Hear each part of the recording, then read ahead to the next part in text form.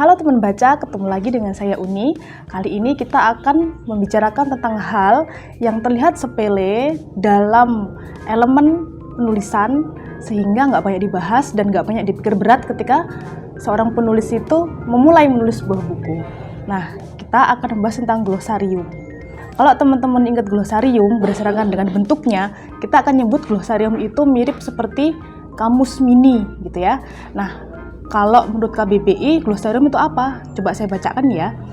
Nah, menurut KBBI, glosarium adalah daftar kata beserta dengan penjelasan atau disebut juga dengan kamus ringkas. Jadi sama ya dengan terjemahan sederhana kita tadi.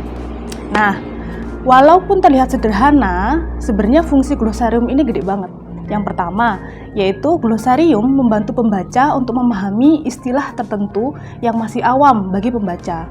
Kemudian yang kedua, glosarium ini fungsinya adalah memperkaya perbendaharaan kata dalam bahasa Indonesia maupun bahasa asing.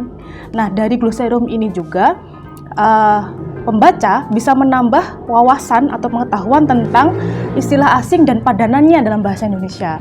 Nah, barangkali kita dulu juga sempat memahami ya istilah luring, daring itu dari glosarium begitu.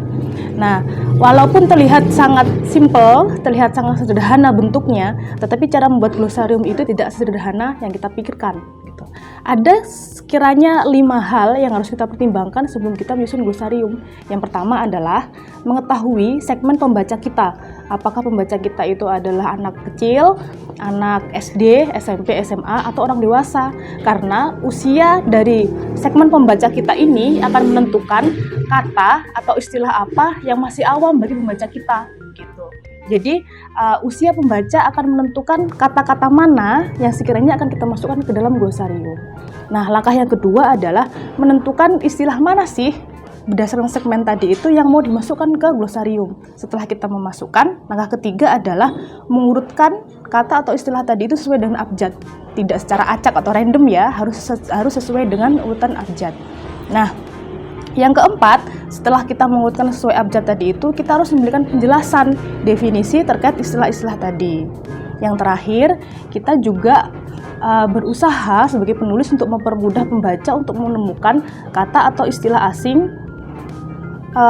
yang menurut kita masih awam bagi mereka. Caranya kita bisa memiringkan istilah asing itu atau menebali hurufnya supaya pembaca bisa lebih mudah menemukan.